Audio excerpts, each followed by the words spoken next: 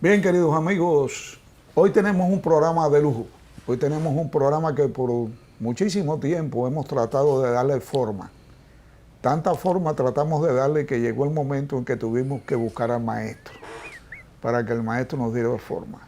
Y tenemos hoy aquí con nosotros a Danilo Clime, un sociólogo de puntería que vamos a hablar sobre la psicopatía, vamos a hablar sobre los sociólogos y La no sociópata. solamente y los sociópatas.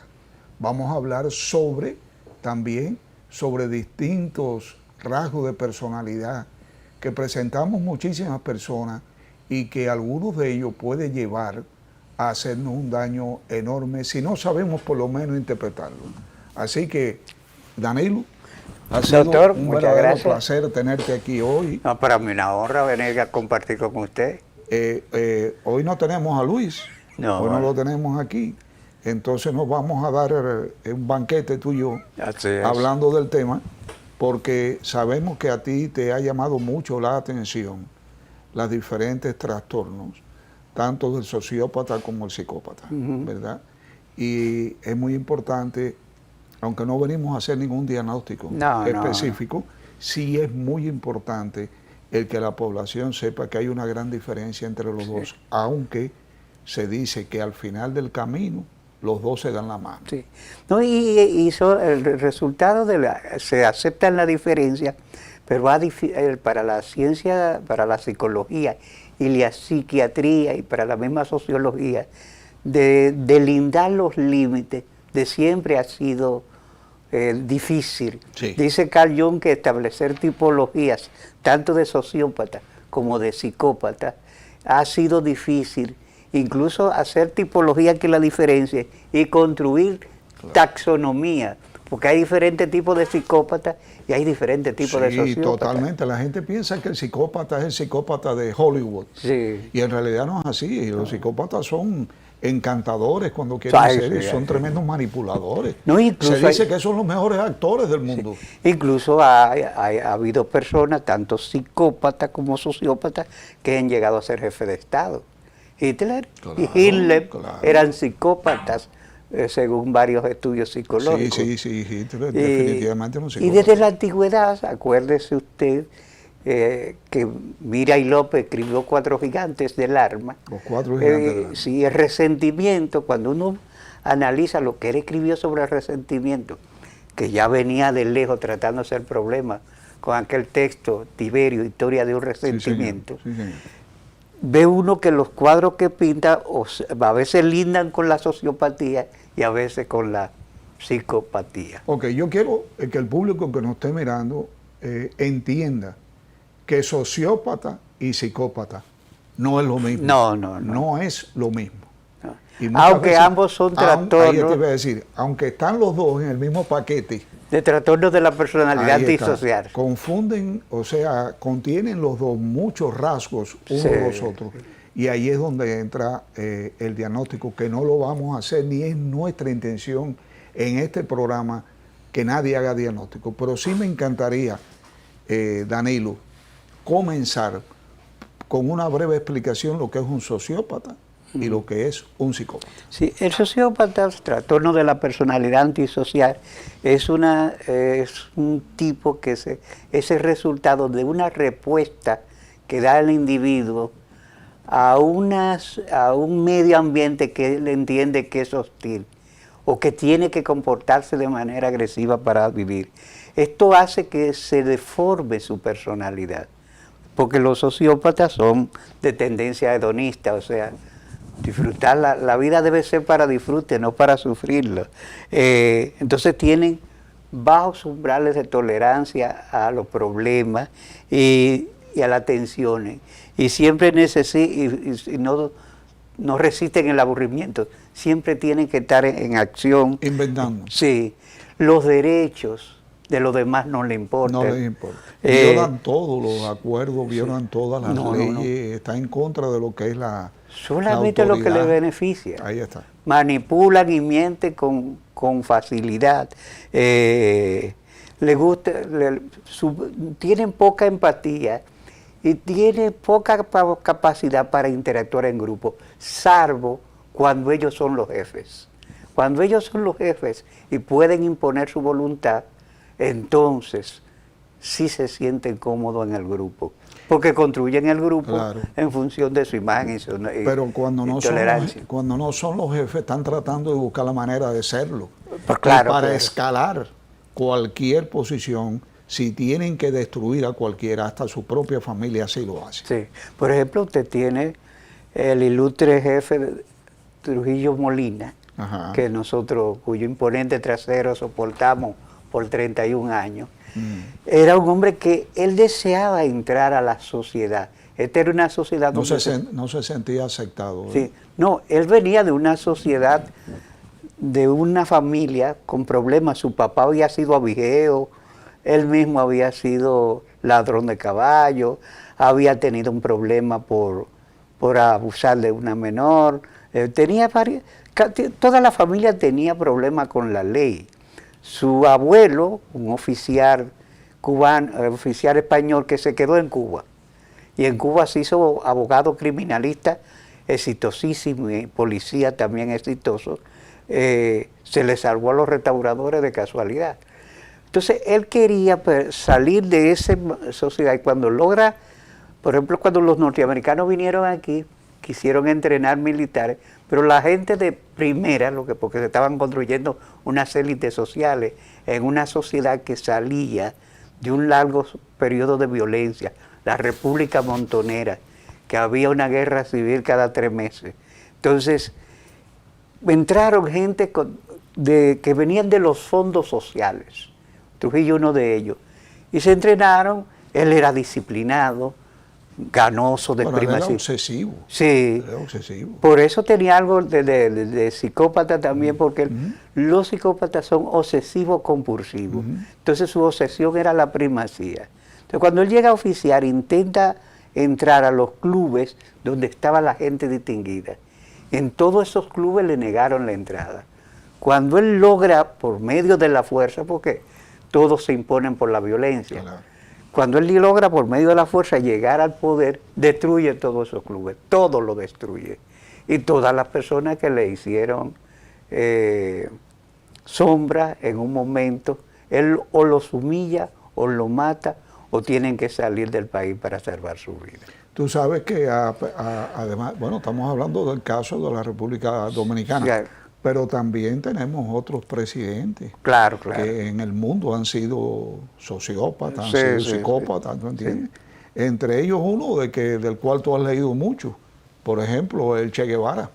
El Che Guevara tenía uno de los rasgos más importantes del sociópata, el narcisismo. El narcisismo excesivo, porque se ha pintado al Che, que no creo que fuese un hombre que tuviese ideologías alguna. Ninguna.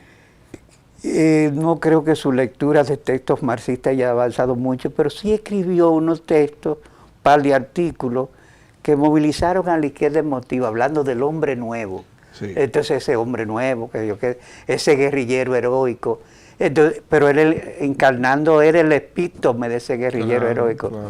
No, él no fue ese gran guerrillero, pero entonces logró construir una leyenda, y el primero en creerse la leyenda fue él. Claro, es que tiene que creérsela. Sí. Es que Entonces, ellos tienen que creérsela. fíjese usted que cuando él va a Bolivia, los militantes del Partido Comunista dicen, no, espérate, tú has llegado a Bolivia, los jefes de aquí somos nosotros, y él no acepta.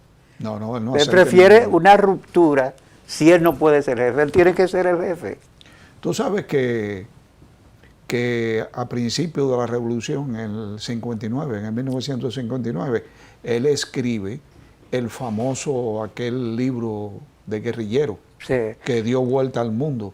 La Y guerrilla es un método. Y después se contradice en todo. Sí, claro. Cuando él va a Bolivia, él hace todo lo contrario. Él viola todas las reglas de la guerrilla, todas las guerras de Porque táctica. el método, lo que era un método, había sido una construcción abstracta que no se había correspondido con la realidad. Dice un hermano que ese libro de la guerrilla no lo escribió Che Guevara, que lo escribió Fidel Castro.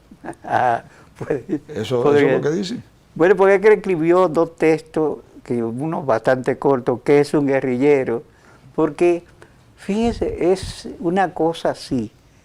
es el culto a la violencia. Así es. La violencia sobre la línea, la violencia militarista sobre la línea política. Eso cambió los ejes de la construcción de partidos y fue un problema para América Latina. Mi profesor Franklin Franco, un día estábamos discutiendo sobre un libro que escribió una persona que se fascinó por la insurgencia cubana, porque en Cuba hubo insurgencia, revolución nunca. Se fascinó por la insurgencia cubana y escribió un libro. En Cuba no había ideología para hacer una revolución. El libro se llama Revolución en la Revolución, que lo escribió Regis Debray. Entonces, yo recuerdo que ya casi en los 70, estábamos el profesor y yo era alumno todavía, pero él me permitió trabajar en unas investigaciones. Y hablábamos de ese libro. Dice, tú sabes que la primera vez que yo leí el libro, este librito, lo tiré y dije, este librito va a causar más muerte que la viruela, que las epidemias de viruela. Pues muchos se lo creyeron. El mismo Regis Debray se lo creyó, vino. Tú sabes que la mayoría de las cosas que escribió Regis Debray, igual que escribió Ciro Busto, fueron mentiras. Bueno, esas son gente que inclusive cuando cayeron presos acusaron al Che Guevara. Y dijeron dónde estaba. Porque tuvieron conflicto con el Che Guevara. Claro. Después el Debray escribió un texto que se llama Los Tres Señores, explicando el autoritarismo de Guevara y de otras, mismo Fidel y de otros que ya. Tú sabes que lo característico, es posible que un sociópata y un psicópata como el Che Guevara haya podido contradecirse al final cuando cae preso pidiendo misericordia para su vida, donde dice aquellas palabras, no me maten, soy el Che Guevara y para ustedes va algo más vivo que muerto. ¿Es posible que un sociópata llegue a esa transformación? Por el hedonismo y porque entiende que él está por encima de todas las cosas. Porque el sociópata tiene una real ausencia de valores. Y yo le decía fuera de cámara que era diferente a Inti Paredo, que era un comunista convencido, que cuando lo cercaron, duró un combate de horas, hasta el último cartucho hubo que movilizar a 3.000 tropas. Y lo mismo pasó con Armauri Germán Aristi y Virgilio Perdomo, que combatieron hasta el último cartucho, porque eran tipos que estaban convencidos. Che Guevara se rinde. No se rinde. Se rindió. Y dice que él vale más vivo que muerto. Sí, negoció, trató de negociar, pero ¿qué va? Entonces, eso es congruente con tendencia a la personalidad narcisista. Hay mucha gente que ha hecho de esto un mito. Desde una personalidad mito. ¿De quién? ¿De Che Guevara? De Guevara, un mito. Claro, Che Guevara un incluso mito mal inflado. Sí. Mal inflado. Yo creo que el capitalismo ha sacado más, no sé cómo le ha ido a Coda, el fotógrafo. Bueno, él está... No, pero esa foto, la foto nada más. No le han dado los royalties, porque esa foto ha producido millones de millones. Claro. Y él es un ícono que usan los muchachos hoy, que no tienen compromiso ideológico con nada, ni con nadie, y lo ven como una personalidad que ya ha extraído hasta lo que él postuló, ¿no? Como una imagen... Tú sabes que resulta, hablando sobre el caso de la revolución, que es algo que me toca a mí muy de cerca, es increíble cómo el destino, ¿verdad?, puede juntar a Fidel, a Raúl y al Che. Entonces, y el Che inmediatamente, Fidel tan pronto lo vio, dijo, a este argentino yo le saco aquí hasta porque era un argentino que andaba buscando aventura. Ahí está. Era un aventurero. La fría máquina de matar. Sí. Y ahí se juntan, hay uno de mis autores favoritos, Raymond Aron, un filósofo francés, que tiene dos categorías que él dice que definen a veces historias personales, y al definir historias personales, definen historias de grupo, el azar y la circunstancia. Claro. Fue el azar que lo juntó y la circunstancia. Hay otra persona que habla del hombre y la circunstancia. Ortega y Gasset. Yo soy yo y mis circunstancias. Okay. Pero el azar y la circunstancia, dice Raymond Aron, no es el azar visto como se tiran las cosas, sino para que dos cosas sucedan, una cosa suceda. ¿Cómo confluyen? Porque acuérdese la travesía, el Che era asmático, en la travesía del Granma, le da un ataque de asma que parece que está muerto. Y cuando le dicen al chef, el argentino se murió, le dicen a Fidel, dicen, tírenlo. Y lo iban a tirar cuando él se movió. Cuando él se movió. Mira, Danilo, entonces para terminar con el Che Guevara, que sería un programa aparte, interminable, sí. ¿Cómo tú lo calificarías? No, desde el punto de vista de la... Yo siempre lo he calificado como una persona que con tendencia sociopática, que construyó una leyenda, y él fue el primero en creérsela. Y una leyenda que no era congruente con la realidad. Y esto condujo al sacrificio a mucha gente. Claro que sí. Pero tú no lo, por ejemplo, la toma de Santa Clara. La toma de Santa Clara fue un mito inflado por Fidel. Sí. ¿Entiendes? No le convenía. Santa Clara la tomó el mismo pueblo. Sí, todo aquello se estaba desarticulando. Claro. Entonces la famosa batalla de Santa Clara fue contra un ejército que ya tenía baja moral. Que estaba encerrado todos en los cuarteles. Y estaba en desbandada. Y el pueblo solo, imagínate tú. Y en conservar sobrevivir a toda la investidura. Mira, Danilo, ¿cómo una persona cualquiera que no sea un psiquiatra, un psicólogo, un sociólogo, puede llegar a sospechar que una persona cualquiera esté actuando de una forma rara? Porque lo que te dicen los pacientes es que él es raro o ella es rara. Para nosotros, para la familia actuar, sobre todo porque lo más interesante sería preservar a los niños. Por ejemplo, los videojuegos le enseñan a los niños a tener destrezas tecnológicas, pero genera uno de los primeros rasgos de la sociopatía, que es la asociabilidad. El niño se encierra en el mundo del juego y se aísla de la sociedad real. Pero entonces, dependiendo del tipo de juego, porque hay juegos que gana puntos por matar. Sí. Entonces, dependiendo de ese tipo de juego que hay que cuidar, primero se genera una adicción con el videojuego. La adicción es un factor que está en la plataforma. La gente piensa que no es real. Sí. La gente piensa que eso de la adicción es un cuento. Y es real. Es una adicción severa. Y resulta es que, una ludopatía. Exacto. Que la plataforma que genera la sociopatía, una de ellas es la adicción a cualquier forma de actividad, ya sea con sustancia o con una actividad, que lo aísle de la sociedad y produzca trastorno de personalidad. Así es. Entonces, el creerse que el mundo del videojuego puede ser una realidad, eso lo puede generar no solamente la adicción, sino la deformación de la personalidad y el trastorno antisocial, llamado trastorno antisocial de la personalidad, que nosotros, los sociólogos, preferimos llamar conductas desviadas, en vez de antisocial, porque muchos autores dicen que es exactamente lo antisocial. Pero las conductas desviadas ya son más típicas: el aislamiento, la agresividad excesiva. Entonces, si el muchacho está jugando, todos los juegos son desarrollando agresividad, él puede creer que puede hacer eso. La primera reacción que va a tener ante cualquier problema es la agresividad. Sí, acuérdese usted, eso famoso en los Estados Unidos, de niños adictos al videojuego, que decidieron matar a otro niño a pedradas para ver cómo era. Así es. Hay dos temas que a mí me interesan mucho tocar. ¿Cuál sería la advertencia que tú le pudieras dar a esa juventud ya adolescente de 16, 17, 18, 19 años, que está llevando una relación de novio o de novia y que se encuentra sorprendida o disgustado con el comportamiento de su pareja? ¿Qué es lo que tú tendrías que mirar para decir, espérate, yo tengo que tener cuidado en esta relación?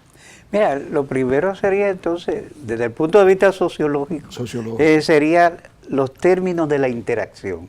Okay. Es decir, quién quiere dominar al otro y sobre sí. Si hay una lucha por la dominación, por quién tiene el control, ya hay un problema. O sea que eso es importante, lo que tú dijiste. Sí. El control. Sí. Si alguien quiere tomar el control, porque se supone si es una pareja, no hay control sino compartir Claro. los términos de intercambio, la interacción, pero si hay un deseo de controlar y de imponer su voluntad y de definir los términos de las cosas, ya ahí hay una conducta desviada. Hay una conducta que hay que observar. Que hay que observar, O sea, ese y ser tipo- cuidadoso. Ser muy cuidadoso. Ese tipo de persona que tiene una relación, y vamos a poner el caso de una muchacha que son lo más frecuentes que vienen a nuestro consultorio con algunas quejas al respecto y dicen, doctor, yo tuve que separarme de todas mis amistades, tengo que llamarlo por la mañana, por la tarde, por la noche. Sí, el control. No puedo moverme a ninguna parte si no lo llamo o me exige que lo llama. Quiere mandarme en todo, tenerme dominada, me siento acosada, ¿verdad? No necesariamente eso tiene un diagnóstico per se, pero son conductas que hay que vigilar. Incluso la conducta que hace, que a veces en el caso de los hombres, a despersonalizar a la mujer. La mujer yo la conoció teniendo un pelo hermoso, sí, claro. con pantaloncito corto Sí, que se ve fabulosa, con una camisita con la barriguita afuera. Así es. Entonces él decide que ella debe cortarse el cabello, que Y no que no debe se puede ponerse el vestir pantalón. así. Y que no se puede vestir así. Así es. Y que era muy amiga, tenía muchas amistades. No, tú tienes que romper con Ahí está. Entonces, Ahí está. aislarla, controlarla y despersonalizarla. Esas son conductas Se desviadas. pasan a hablar. Yo tenía una paciente en Estados Unidos, que el esposo era tan celoso, que cuando ella se acostaba a dormir en su casa, tenía que poner la computadora, en aquel entonces era el Skype, Sí. ¿verdad? Para él estarla viendo durante toda la noche de que ella estaba acostada dormida. ¿Entiendes? O sea, esos son cosas extremas. Sí, sí. Son No, cosas ya esos son extremos controles que tienen sí. elementos patológicos. Dame tu celular, Para te eso. revisan el celular, te revisan tus conversaciones, no te dejan respirar. Esa es, en términos generales, una relación que no es sana. No, Llámele no. como usted quiera. Nosotros podemos decir que no es sana. Y la persona que ejerce ese tipo de control tiene tendencia a la sociopatía. Claro. Porque tú no puedes controlar a la otra persona, tú no puedes ser dueño de la vida de otra persona, tú no le puedes imponer tu voluntad a la otra persona. Querer imponer la voluntad es un rasgo de personalidad autoritaria que es desviada también. Es igual el caso de que te falta el respeto o te ofenda en público. Sí. Si tú lo permites la primera vez, No. vas a tener que permitirlo siempre. Y si llegas a casarte con esa persona, vas a ser la persona más infeliz del mundo. Y cuando se falta el respeto, como es una conducta tipificada como agresiva, es una agresión que irá en escalada. Claro. Primero de palabra, después de amenaza, después de la amenaza toque, y de ahí ya podrían venir las golpizas y pasarse Y a otro. finalmente el asesinato. Sí, claro que Quien sí. aguanta abuso verbal y aguanta abuso físico, lo que le espera es la muerte. Sí. Porque esa persona va en algún momento a perder el control, entre comillas, y te va a agredir físicamente. Sí. También lo otro, como por ejemplo nosotros estamos viviendo una época fitness, donde un modelo desviado que se llama las Kardashian, porque es un modelo desviado, también es sociopático, Claro. porque el rasgo de sociopatía es el excesivo culto a lo físico, ese hedonismo excesivo que hace de lo físico el único centro de atención, es un comportamiento desviado. Claro. Entonces, que los griegos le llamaron a eso narcisismo. Narcisismo. Sí, y es correcto el término. Ese narcisismo, que es parte de los rasgos del sociópata, puede ser pernicioso porque lleva, por ejemplo, mujeres que quieren estarse haciendo cirugía plástica a cada rato. Se arreglan los senos, se arreglan y vuelven y se pasan el día en el gimnasio.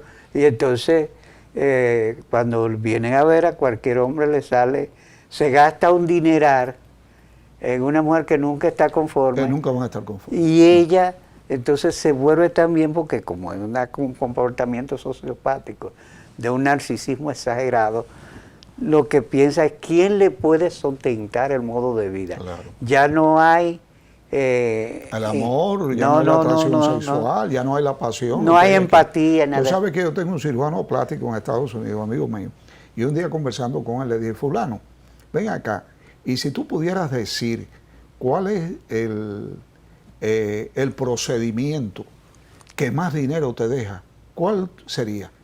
Y me dijo, mira, eso que está ahí en la pared. Y cuando yo miro, lo que hay es un espejo. Digo, ¿cómo que el espejo? Digo, sí, yo lo pongo a la muchacha que se mire, ella se encuentra los defectos. Sí, sí, sí. Y sí. es verdad, tú le haces, le haces una cirugía de lo que sea, sí. y después ella va a buscar otra cirugía, sí, sí, porque sí. se están viendo defectos que son normales que aparezcan. Nadie es perfecto, Sí, pero ellos en su... y estas mujeres están, pues un día ven que los senos están muy pequeños, ahí está, después que están muy grandes. Ahí está. Todo. Vive, entonces esos son rasgos de un sociópata de la época acá del Phoenix. Que hablando en sentido general, en reuniones donde hemos estado hombres nada más, alguien muchas veces ha sacado la pregunta de que a ti en realidad te gustan o no te gustan las mujeres con los senos hechos. La mayoría de los hombres no les gustan las mujeres con los senos hechos. No les atrae. Porque además se vuelven, porque entonces las relaciones con ella, porque hay que tenerle cuidado que me duele, que me... No, y si le duele, pues le duele. El problema es que no le duela. Sí, exacto. O sea, porque tú lo que tienes pierden pierden la sensibilidad, muchísimas de ellas, no todas, pero muchísimas de ellas. Sí. Entonces eso es una forma de un egocentrismo muy marcado, ¿tú entiendes? Entonces, yo le diría a algunas mujeres, haga un survey con sus amigos, sus varones, y pregúntele si a ellos les gusta más el seno hecho, ¿verdad? O al seno normal.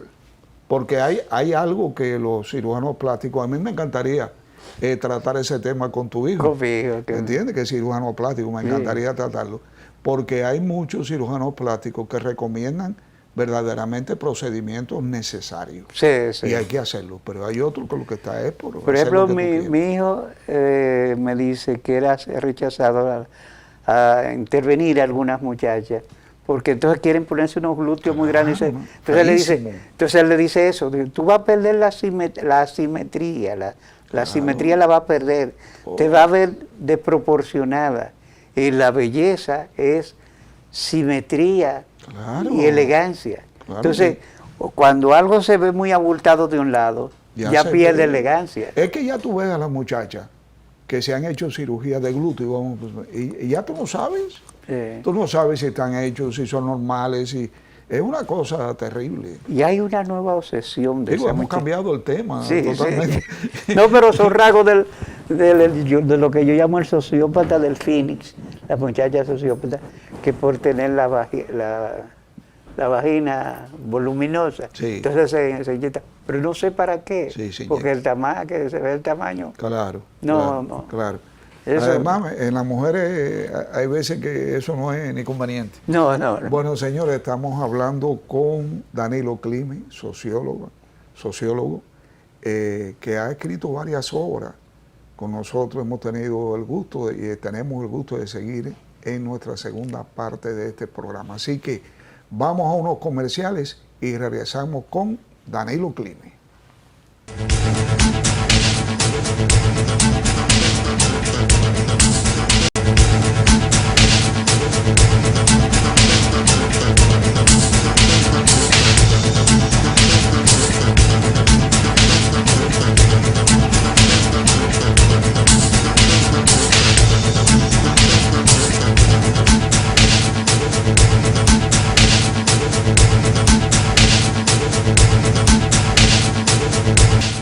Amigos, continuamos hablando con Danilo Climent, quien es un sociólogo reconocido en el país, es catedrático universitario, ha escrito varias obras, es miembro de la Academia de Ciencias y muchísimas cosas más que no podemos... Amigo suyo. Amigo mío, lo más importante. Sobre todo. Es lo más importante. Y estamos hablando sobre las características del sociópata y del psicópata, entre otros asuntos, ¿verdad? Y yo le preguntaba a Danilo hace un momentico que cuáles serían otros rasgos importantes del sociópata Sí, usted hay unos rasgos importantes y terribles al mismo tiempo. Es el bajo umbral de sentimientos de culpa que tiene el sociópata. No tiene remorse, que llaman remordimiento. Sí, si eso usted lo mezcla con el hedonismo, es una mezcla terrible, porque el hedonista lo que le gusta es sentir bien. Por ejemplo, yo me asombré escuchando una entrevista que le hizo Nuria Piera a un jefe de una banda, que el muchacho 2 años después murió en un enfrentamiento, pero era un jefe de banda famoso, un muchacho conocido por su actitud de violenta. Imagínese que él le cortó un brazo a un muchacho porque él lo vio pasar y el muchacho llevaba un guillo que a él le pareció muy bonito y pensó que al otro día cuando pase lo voy a asaltar. Cuando el muchacho pasa al otro día que lo va a asaltar, y el guillo dice, ¿qué guillo? Ah, yo lo dejé en mi casa. Ah, tú dejaste el guillo, para que no lo vuelva a dejar, le cortó el brazo. Yeah. Entonces, él dice, Nuria le dice, pero ¿qué es lo más terrible que tú has hecho? Se pone a decir, una que violé a una niña. Una niña. ¿Qué edad tenía? Dice, 9 años. Entonces ella le dice, ¿para qué tú hiciste eso? Nada, para saber qué se sentía.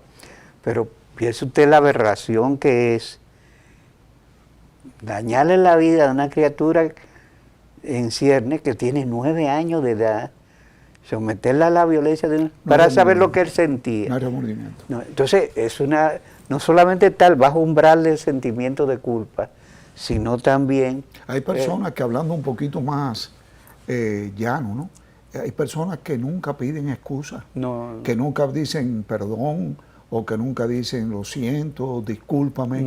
Estas son personas también que hay que mantener en vigilancia. Claro que sí. Porque es uno de los rasgos principales de un sociópata o de un psicópata. Sí.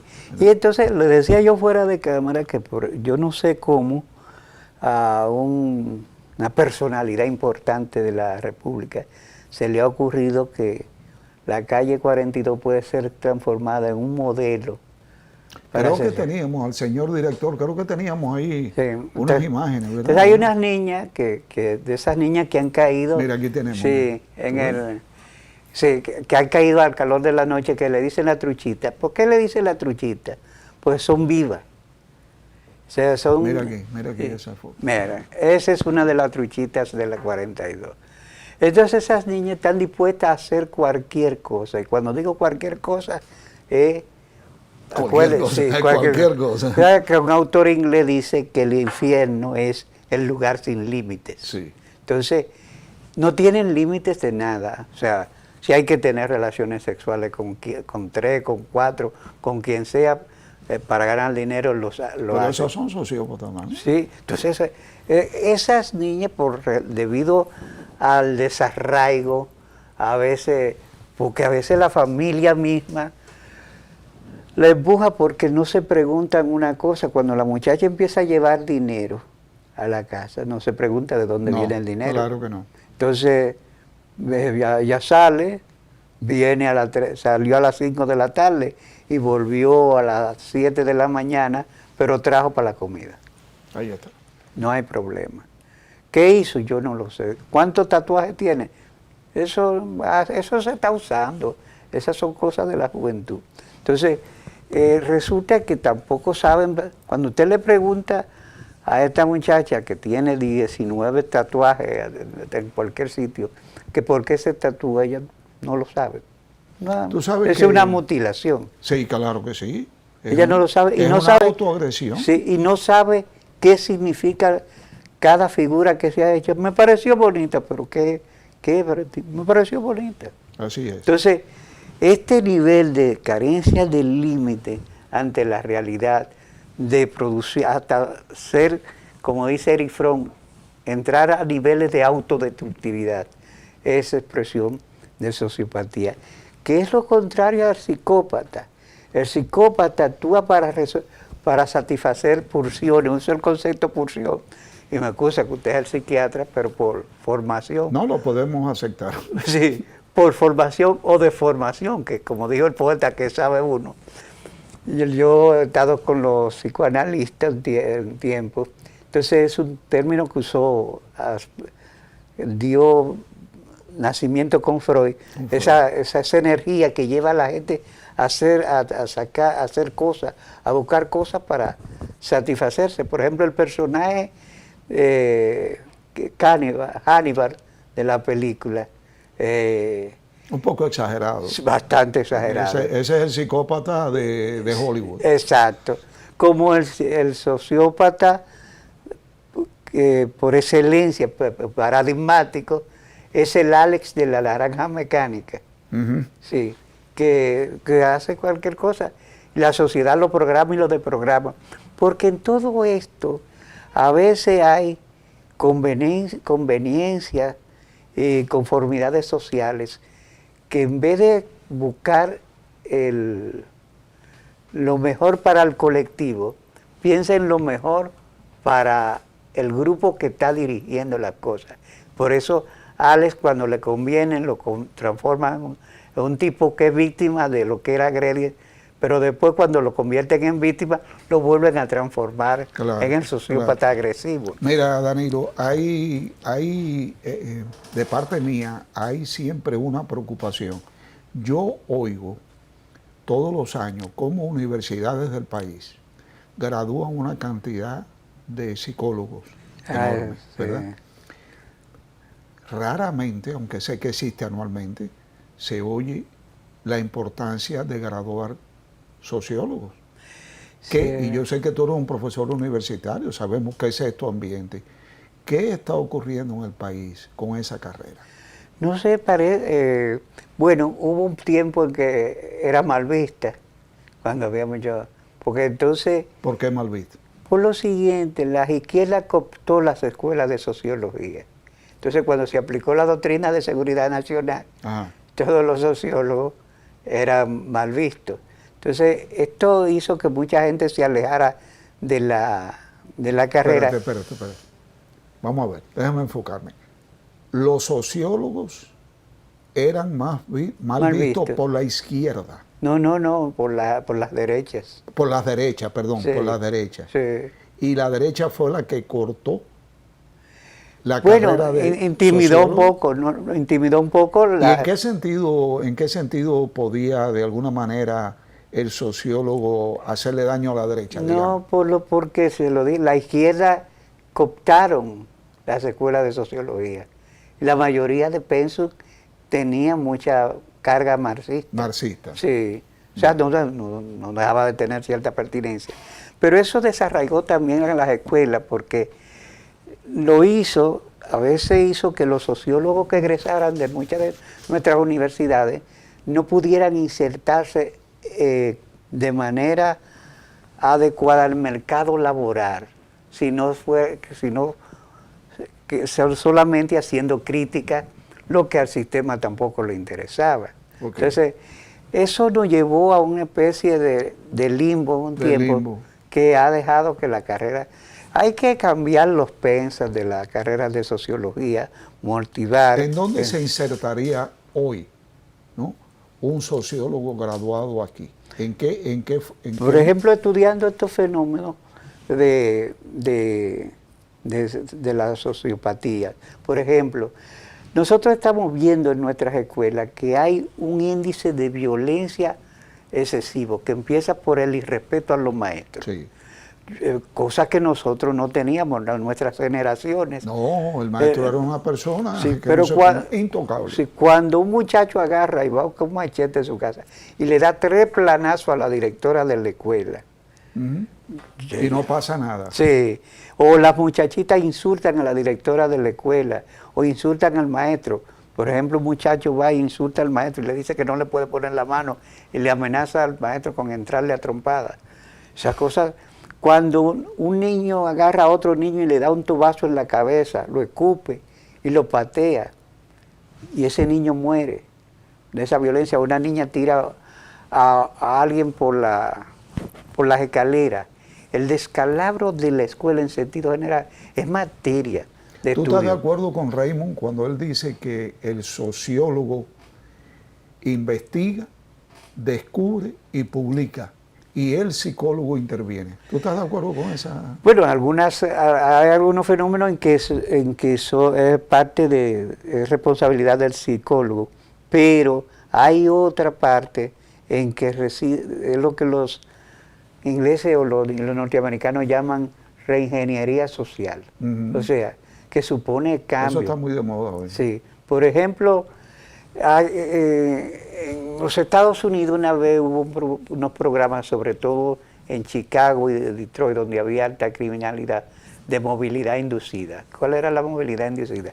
Se determinó que las tasas de criminalidad eran altas.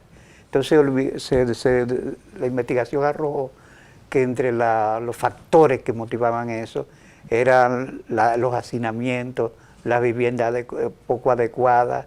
Entonces, el que vivía en el gueto, en la vivienda poco adecuada, sin nada, era objeto de estereotipos sociales. Entonces, si se cambiaba la estructura de la vivienda y se le daba más comodidades y se rehuían a esos estereotipos sociales, se le promovía lo que se llama una motivación de logro. O sea, el tipo entonces quería insertarse de otra manera en la sociedad. Entonces muchos empezaron a ir a las escuelas. Por eso se abrieron más escuelas comunitarias, porque algunos lo que tenían era el JD y no podían ingresar a las universidades de más prestigio. De eso usted lo sabe más que yo.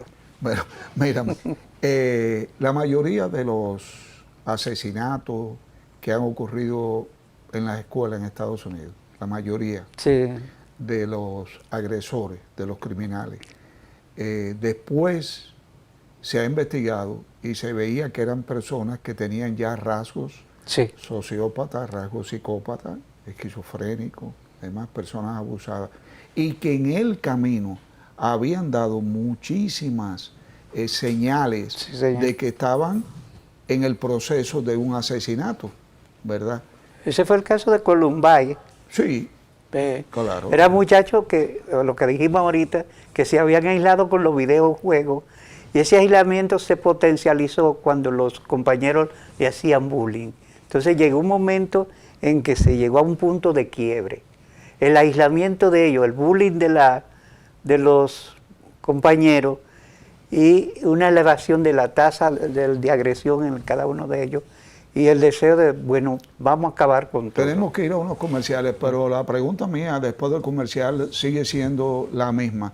¿Tú crees que si le hubiéramos prestado un poquito más de atención, se hubieran podido resolver, se hubiera podido impedir? Vamos a unos comerciales y regresamos con Danilo Clime, sociólogo y amigo nuestro.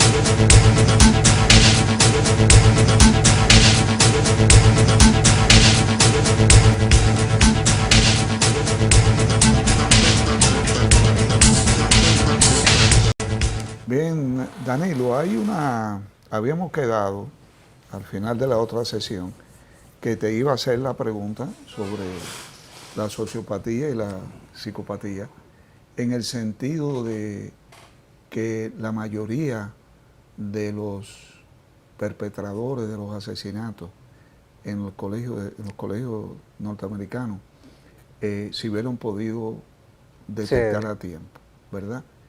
Y me llama mucho la atención que en un gobierno como el norteamericano eso no se logra totalmente. ¿Cuál tú pudieras señalar como un factor importante en estos casos?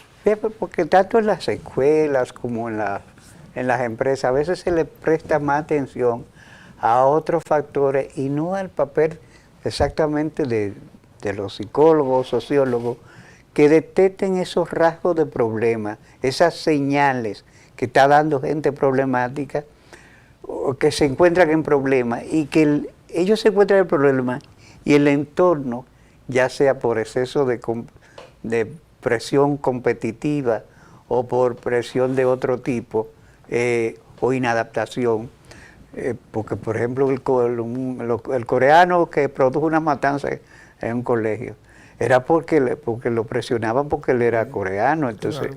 ese tipo de cosas debe detectar la dirección de la escuela, o ha habido casos parecidos en las empresas. Entonces las empresas deben detectar ese tipo de cosas. Tú sabes que en los Estados Unidos hay una forma de ser que, aunque aparentemente traduce mucha libertad, yo entiendo que en otros casos lo que crea son conflictos. Por ejemplo, el hecho de que si tú eres mayor de edad ya yo no puedo intervenir en tu vida, no puedo hacer nada, a no ser que tú delinques en algo y entonces pues el juez participa. Mira, algo que me ha llamado mucho la atención en todos los lugares, no solamente en la República Dominicana, es el servicio de recursos humanos de las grandes empresas.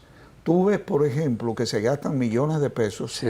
en tener un personal capacitado para analizar e investigar el personal que está aplicando para un trabajo en esa empresa, y cuando tú entras a la empresa y comienzas a tener acceso al personal, te das cuenta de que muchas de esas personas tienen a grandes rasgos una posible sociopatía, una posible psicopatía, ¿verdad?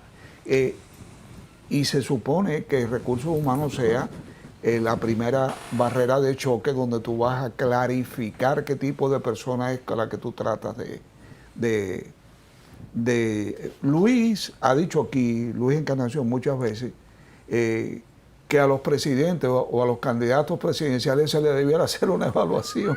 Sí. Por lo menos Balaguer iba a Boston y antes de cada periodo él se chequeaba. Pero déjeme decir una cosa, una primera dama que fue una primera dama ejemplar, estando yo en su casa, ella dijo que ella entendía que los presidentes, la presidenta, debería haber un psiquiatra y un psicólogo. Claro. Que si lo hubiese habido, don Antonio Guzmán Fernández no se suicida. Esa primera dama se llamó Rosa de Mejía. Wow.